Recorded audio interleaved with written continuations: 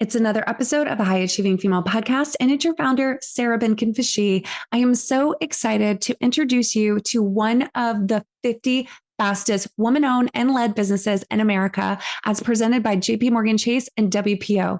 Today, you're going to get to meet Ayesha Abuelhiga, and she is the founder of Mason Dixie Foods. I love this woman. We are talking all things culture. We're talking cravable comfort food and how she went from one restaurant concept to being in almost every major retailer in America. She's making $20 million this year. You want to listen to what she has to say. Enjoy this episode. Welcome to the High Achieving Female Podcast, powered by Know, where we believe high achieving female leaders deserve to be known. Here, you're going to get the tips, tools, and inspiration you need to network, grow, scale, and balance your business, career, and life.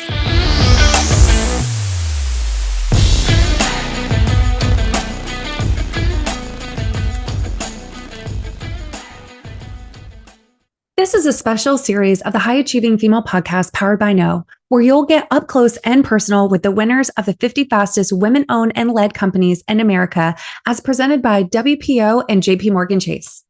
Hello, everyone, and welcome to this episode. I am so excited to introduce you to Ayesha Abuelhiga.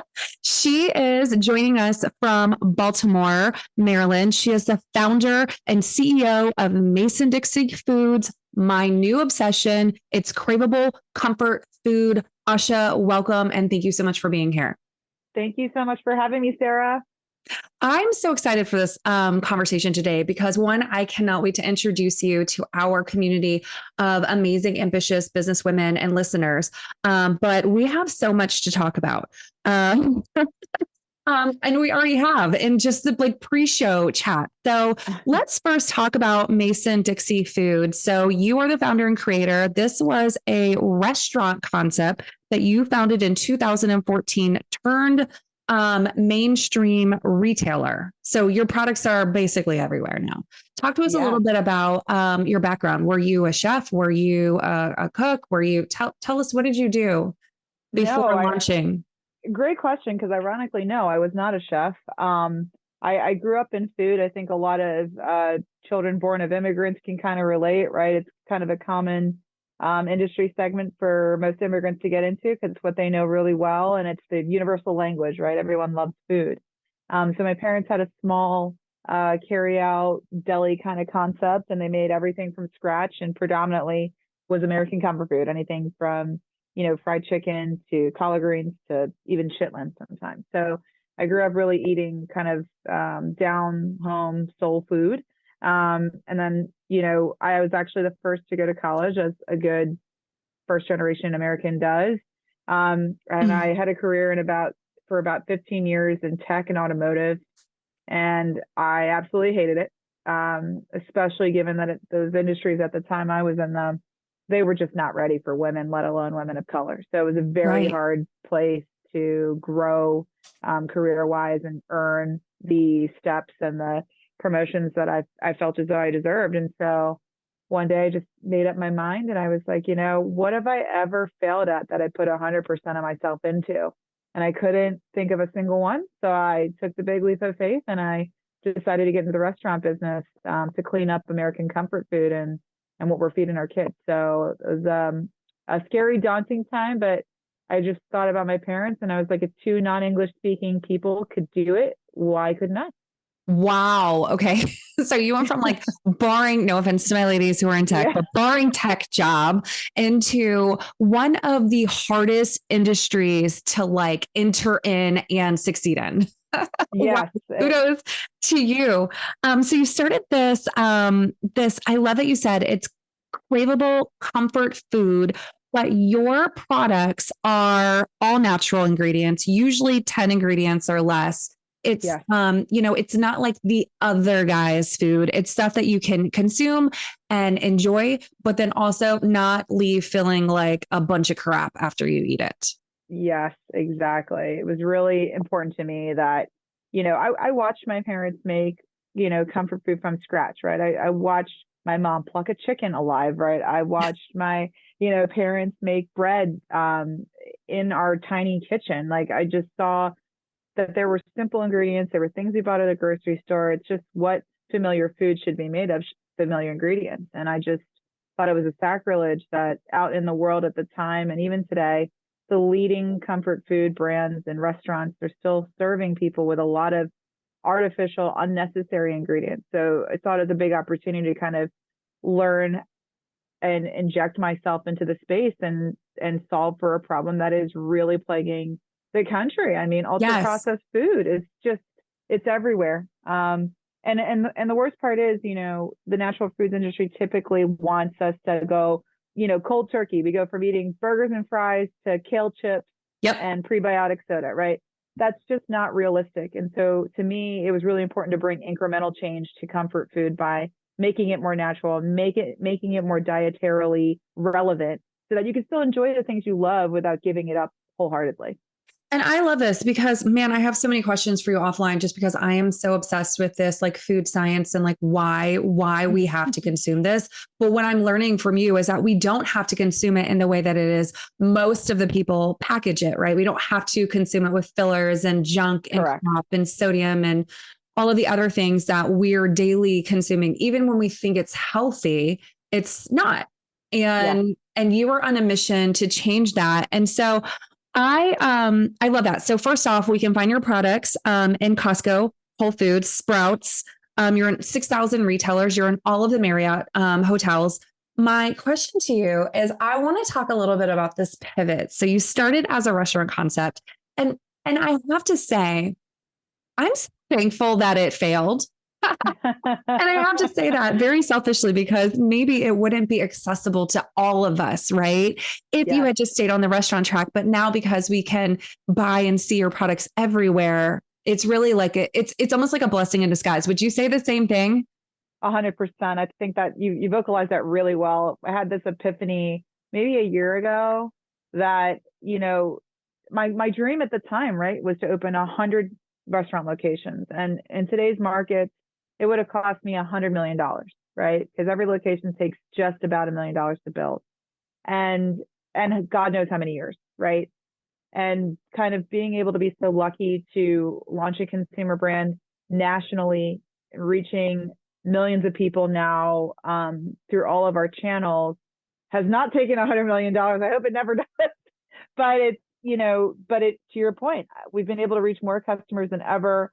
You know, greet and make people happy all over the country in just a short amount of time. So in many ways, to your point, it was a blessing in disguise. But obviously very hard too, right? I mean, COVID really sprung a lot of challenges for anyone in the restaurant industry.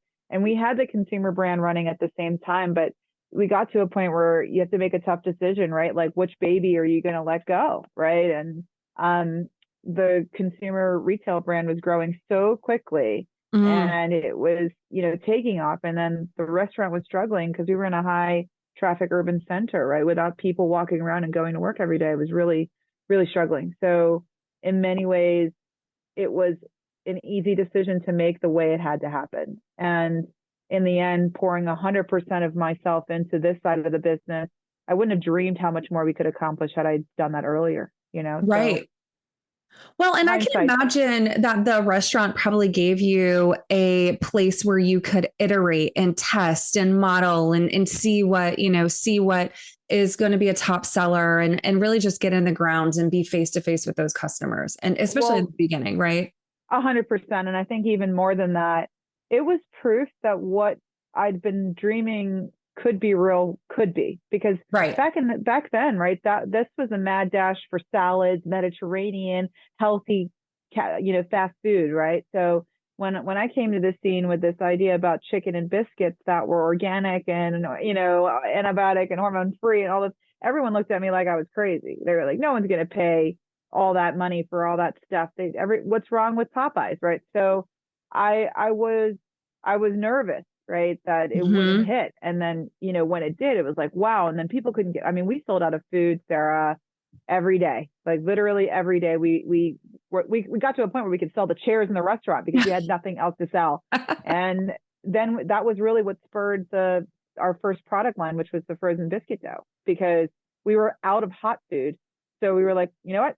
Screw it. We'll just sell the frozen biscuits that we haven't, Oh that my we prepped God. the day before, right? And who in a million years would have thought that that was what would set the world on fire, right? Like those moves, and one tiny restaurant at the time that did it. So I think it shows a lot about if you put 100% of yourself into something and you really believe in it and you find your consumer and you speak to them in their language and their love language, anything is really possible. I wholeheartedly agree with this. And I love this. So, for those of you listening, and if you have not heard of Mason Dixie, this is biscuits. These are waffle sandwiches. These are like you said, like this is the comfort food, the grab and go breakfast that you're looking for, that tastes really amazing and is relatively healthy for you. I mean, probably the healthiest you're going to get. So sausage, egg, cheddar biscuits, y'all. This is it. So talk to us a little bit about the pivot from going into the retail space. So here you are, you've got a great product. It's selling out. You're onto something.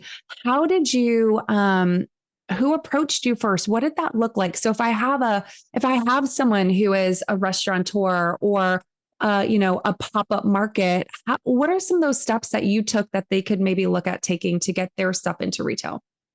I will say this industry has changed a lot in the last 10 years. And I have to admit, we were very lucky to be very early in this industry's growth trajectory. And we were lucky. We were secret shopped by a marketing manager at Whole Foods, and she happened to come by the restaurant for food, and we were out and sold her some frozen biscuit pucks instead. And she emailed back a few months later and was like, my son absolutely has to have these. How do I get these at Whole Foods? And it was funny because I honestly drove to her office thinking she wanted more samples for her son. So I delivered them in a box, like a produce box from the restaurant. Looked like it said free kittens on it, right? Like it was not cute. And she was merchandising them in her mind, like she was holding them in the air. And I was like, oh my God, what are you doing? And she was like, well, can we hang these in the freezer? And I was like, oh my God, absolutely not. I was like, give me some time and I'll put this in nice packaging and we'll come back, right? Like, don't just, these are for you and your son. So, 9 months later, we launched in our first Whole Foods store, but this part has not changed. While the discovery thing, I don't know that happens as often anymore. What doesn't change is you have to start small. You start one store at a time, you blow it out of the water, the next store will come. So we started in our first Whole Foods store in Alexandria, Virginia, and that day we outsold butter and milk sales. Wow. And so so that's when all 23 other stores that were in the region at the time, they all clamored to go ahead and get the product right after. So we went at least locally, regionally, into 25 stores in about 2 months, and then all the local one-off stores, all the independents started wanting it. So it's a chain reaction. And then when you get enough mass concentration, then you take a leap of faith and you go and try to get a category review meeting with some of these other retailers. And that was just the trajectory we took. And I will say, even now, 8 years later, it's still the same process. It doesn't matter if you're doing tens of millions of dollars, or if you're doing $10. It's the same process. That's and I think that's so important for people to know. It's not an overnight success, and it starts small, right? Just because you may pick up we'll say like a product from your local grocery store, and you can get that in every single grocery store across America, doesn't mean that it started like that, right? So start small, and I guess you really have to prove yourself. Yes, exactly. And I think as long as, and I also think relevantly, right, in these kind of trying economic times that we're facing, right, I think the impetus has to be try to do it as long as you can without help in terms of investment money, right? I'm so glad you said that. Yeah, it's not something people want to hear right now, but it's never been a nugget of truth that has not been true, right? I mean, everyone needs to start on their own dime. If you're not investing and putting your own skin in the game, how can you ask someone else to, right? How can you make sure that your actual investment pitch when you're ready makes sense? You've got to do it yourself. And And the goal and the scale of it, I say this a lot to a lot of folks in the emerging brands industry. Your goal shouldn't be to sell your company. Your goal should be to create a successful company. And it's a very different mindset. It means that you're willing to do whatever it takes to be successful, right? That you're going to do, you're okay to wait out the long game, right? That's It's right. not just about instant success. But I know it's so easy, right? Because the media makes it seem like everyone's an overnight success. And then I remind people that Chobani, Cliff Bar, Kind Bar were over 25 years old if they've ever sold. So right. it's not Before they hit, right? Like, well, I mean, all these companies hit early, but they did not sell. Because who knows, right? Who knows what the economics were? Maybe they just really felt as though there was a lot more money to be made. That's the other thing, right? People think, right. I'm going to create, the magic genie, and that one product is going to make me a billionaire. And it's never that case either. It's going to be a series of products. It's going to be a series of products across multiple categories. That's what makes the business even bigger. So, it's really hard to become Joy, right? With the mop that does it all. But if you think about it, Joy also makes steamers. She also makes iron. All those things they're tantalizing to someone who really is driving towards success at all costs. So I think it's really important to have that mindset. I have to say, I love that you're saying this, because one of the things that I really like to do is tell the real story, the harsh truths, the things that nobody wants to hear, because you know what, we'll hear the success stories and you'll meet these women or see them on stage and they'll be wildly successful, but they want to like jump over the journey and the hard truths of how hard it was to actually get to where they are today. So you were bootstrapped for the first 4 years. So bootstrap, so many of our women are bootstrapping. And I think that's really smart. Give it everything you have before you take on debt, before you take on investors. And then you went to, I guess, to get to the next level, you had to take on some private investments. And I think that is probably the smartest thing to do. Talk a little bit about that first purchase order from a Whole Foods, or when things are really starting to roll. I mean, you oftentimes are delivering before you're getting the check, right? Oh gosh, yeah. I mean, wow. I'm actually impressed that you're so aware of this industry and the beast that is accrual accounting.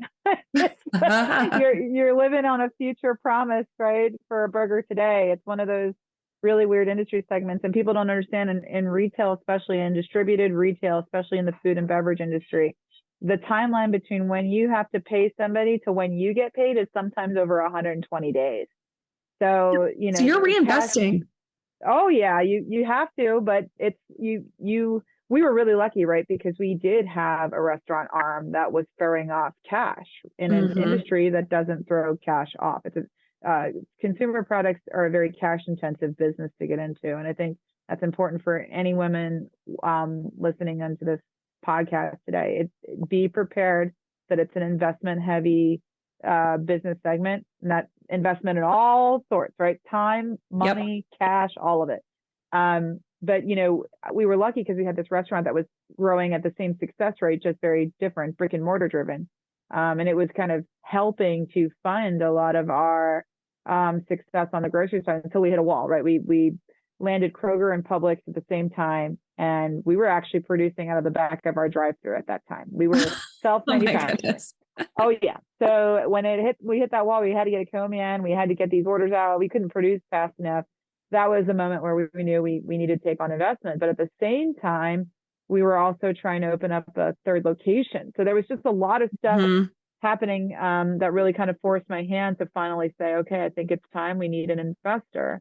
And then in choosing that investor, obviously I first thought out debt first, right? We took every avenue before we had to go that route. But in seeking out an investor at the time, especially when you're early on in your development, it's really important to look for people who have the same values as you do. Yes. And, being woman owned has always been very important to me. That's the whole reason I started my own business, right? I'm hoping that all these women that are listening today, people like you, me, we're just inspiring some little girl out there who doesn't think it's weird that a woman can be a CEO like I did. I didn't even know I could be because I was not told I could be. Wow. And there was no example, right? So I think it was really important for me to pick partners who believed in that too. And I was very, very lucky to have found my investors because they all were willing to preserve that. So even if they were a guy that I'd met, I was like, yo, if you throw off this ratio, and he was like, well, what if my wife or daughter did it? I was like, yes, yes. Give them a hand at decision making around their own personal wealth, right? Like, Right. yes. And truth be told, it was the best decision ever because women, no matter which side of the table they're on, whether they're investors or they're in the game, they are incredible marketers, believers, supporters. They go around to the grocery store and tell everyone they've invested in the company. You know, Yep. that's the energy you need when you're small. That's, you know, they go to book club with a box of biscuits. They're wearing the t-shirt when they go grocery shopping, right? Like those are the things that women do for each other that I also think are really critical. So, we're harder to find because there's less of us out there in the world, but there are women who want to support other women. And I think that's a critical match you have to hit very early on. I mean, I love that because that's our entire brand, No, is really centered around that. This episode of the High Achieving Female podcast is brought to you by the Business Growth Academy. Growing a business can be overwhelming, confusing, and lonely. Time and financial freedom feel hard to achieve, but it doesn't have to be that way. Vanessa Shaw is the go-to business coach and mentor for ambitious women who are ready to be the real CEO and scale their business to enjoy more money, more impact, and more freedom. If you want to free up at least one day a week, at a minimum of 6 figures in new business, and pay yourself more, reach out to her at businessgrowthacademy.com to chat about scaling without sacrificing what's most important to you. Now back to the show. And what I love about the way you've built this company is that you said, don't throw out the ratio, but you are very intentional about this. 60% women led and managed in your business, and then 40% diverse. And I love that even more. So talk to us about a little bit about being a diverse run company. Why is this so important to you? And kudos to you for like just really, really doing that work and being very intentional. Yeah, no, thank you for that. And I think kind of like what I said, right? As a young woman of color, I did not see working examples of women in my current role now, right? I thought the best I could be was a teacher or a nurse because that was what I saw. And when my parents, who are typical immigrants, right, be a doctor, be a lawyer, I didn't even know how to do that, right? Like I was like, okay, how do I do it? They're like, go to school. I'm like, that's not how it works, right? There's steps. And I am so far removed from the reality of that. It was so intangible. But here are my two parents, entrepreneurs in their own right. I could see that path because I saw them do it, right? So I think not only that, I think, the big companies, especially in food and beverage, they're still marketing to a contingent from 1960, where America was still only 10% diverse. The thing that they never mention is that no matter who controlled the revenue in the household, women have always, always controlled purchase decisions. And yet, no companies really have the same makeup that we do in those big companies, right? There's no female CEO. Their C-suite is predominantly male, probably older, right? Yeah. Probably white.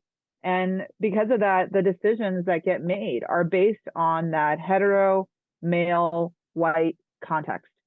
And the reality is that doesn't match the current purchasing decision maker in the household, typically a woman, and even more so, take it one step further, think about addressing the needs of people of color and their purchase decisions and how they purchase. And only in the last few years, unfortunately, due to the fervor of the murder of George Floyd, are we just now realizing the power of the diverse dollar.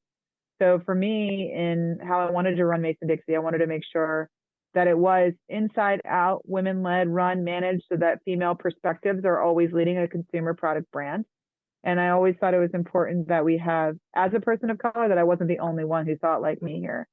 So the United States is 40% diverse today. So I believe that the decisions we make should represent that same share of voice. And that's why, we're also 40% diverse internally. So I think if more companies looked like us and did the same thing internally, we would probably get and be more resolute in success than we are today. Oh, incredible. And so well articulated. My friend Jill Oser is also also such a proponent on this as well. And she tells people, if you want to represent, represent buyers and represent really our true communities, look at your vendors, look at your suppliers, look at the people on your team, your leadership. And what if you made one change, right? What if you made one change to one vendor? What if you were able to, no offense to the old white men with white hair, but, it's kind of our time to shine. But what if we could, make a small, quick change? Think about how much that would impact us as a brand, an economy, as a country, as so much. So I love that you're really focused on that. It's so important. And absolutely. And Sarah, don't get me wrong. Like, we've got old white men that work here, but here's the thing. The beauty of diversity is that it blooms and it spreads. And the reality is, even those older white men, it's not their fault. They were groomed into a world where their perspectives were the norm. So when you're launching them into a room full of opinionated women, opinionated, diverse people, their mindset changes, because that unidimensional thought that they were right and that what they knew was real starts to get really broken, right? Starts to really go, wow, I never thought about it like that way. Oh, wow, I never saw your perspective. That's what change is, right? Because that spreads. And that's also why diversity is important. It's not just about improving the mix of who works where and where they come from and what they're representative of. It's about the ideas exchange that they also create and the perspectives that they bring to critical decision making in your growth strategy. Absolutely. Absolutely. I couldn't have said it better. So you, in the first year, you've been around 9-10 years now. In the first year, your revenues were about 175,000, and that was just with the restaurant concept alone. And you are gearing up for close to 20 million, or around the 20 million mark this year, 9-10 years later. What do you think attributes, to that? I mean, clearly you didn't make every right decision. No one makes every right decision, but were there some critical decisions that you can look back on, and maybe there were pivot points or points of contention or transition that you were like, okay, we did that right, and it's led us to here. And can you share anything around that? Yeah, I think we've always done a really good job of building a culture of winning. And that doesn't mean first place, trophy, you're the only one at the top. It means always, always working with conviction and struggling and striving for success. And I think no matter how many, turns we took, right? Having the restaurant close, my dream business close, was not easy. And I could have sat there and gone, oh, shucks, I'm just stuck here in the mud and I will never be able to get out of it. I'm such a failure. Instead, not just myself, the entire team pivoted on a dime, and they were like, all right. And then the worst part, it was COVID induced, right? So we were all remote. We weren't a remote company before. We were working in about 5 by 5 square feet of space in the back of a drive-thru, right? Like we were together every day, and all of a sudden now we were separated. There's part of the company is going away. All of a sudden people are taking desk jobs, but they were cashiers and chefs. It's all about the pivot. It's all about the striving for success that really makes you who you are. And it's not taking no for an answer. It's just finding another way. And I think everyone here at Mason Dixie has been incredible at being infallible. Oh, that's great. How do you get buy-in? That's the hardest part about any job, right? It doesn't matter if you're a junior, business person at a big company or you're a senior executive. It's buy-in's about critical thinking. It's about listening, and it's about being real, right? Here is the reality. Here's all the information. These are the options. What's your perspective? Stop, listen. What's your perspective? Stop, listen. And really, really just drilling down to what are the viable options that everybody agrees are the best. And I think for us, especially, I mean, we've lived a tale of two cities most of our lives, right? As a restaurant concept, as then a consumer brand, and now, ironically enough, Sarah, we're speaking at a time where we're trying to bring the restaurant back through that freezer door. with the products that we're creating now. And it's that, how do you get people to agree to jump on that ship? It's the storytelling, it's the data to back it, it's the passion, right? If you can't sell it yourself, you'd be damned if somebody in the company is going to do it for you, right? So as hard as it is, right, especially as a female founder, I'm sure many of the listeners are moms, and they're doing everything they can to stay afloat mentally, physically, emotionally, financially. If you run out of the passion and the drive, everything stops. So I think it's really important to realize that if you're not enjoying yourself, no one will. And I think that's the most important break point for achieving and maintaining buy-in. You are dropping those nuggets and pearls today. Oh my goodness.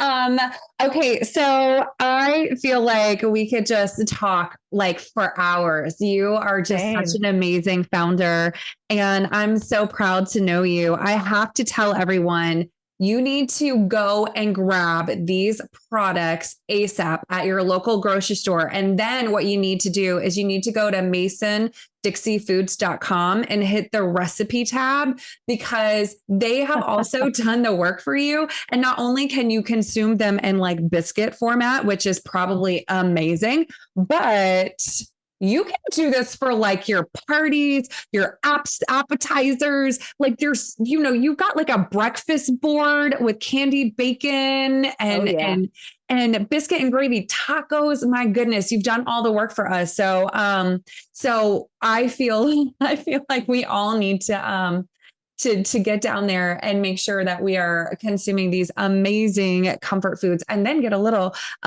sassy with some of these recipes and get creative. Ayesha, thank you so much for being with us today and just sharing so much insight on and telling your story. I feel like we're just getting started. So I've already told you, but I'm going to invite you to come and join us at Summit in April next year. I can't wait. Thank you. And we're going to, and you know what, the preliminary task of all of those Summit attendees is that they're going to have to go and find this podcast and listen to it before they come to Summit, so they can get like the background, because we're going to just continue this conversation on stage. I love it. I love it, Sarah. It's been an absolute pleasure. You're an incredible speaker as well. So thank you for having me on this. Thank you so much for saying that. How do they find you if they want to? Clearly I just said, go find you in the grocery store and Mason Dixie Foods. But if they want to follow you online or connect, like how do they get connected?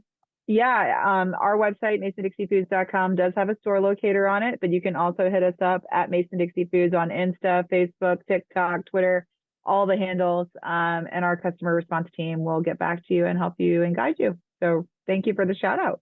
Amazing. Okay, everyone, this wraps this episode of the High Achieving Female Podcast. We're up close with one of the 50 fastest women-owned and led businesses in America. And until next time, have a great day.